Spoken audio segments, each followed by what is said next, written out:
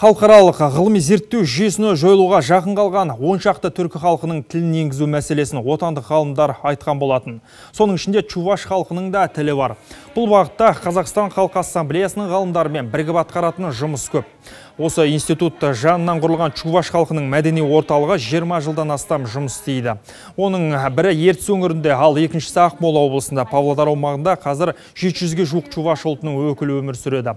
Ғалымдардың көтерген мәселесіне орай қазір аймақта осы халықтың тілін меңгеруге, салт дәстүрлері мен әдет ғұрпын сақтап қалуға шаралар өтіп жатыр.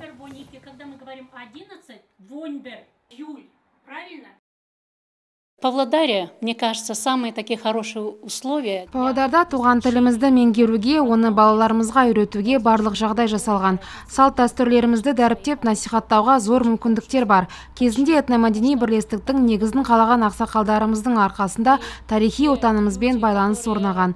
Бір шаңырақ астында тату-тәтті өмір сүріп, ұлттық құндылықтарымыздан қол үзіп қалған жоқпыз. Ортақ байлығымыз бірлік пен татулық.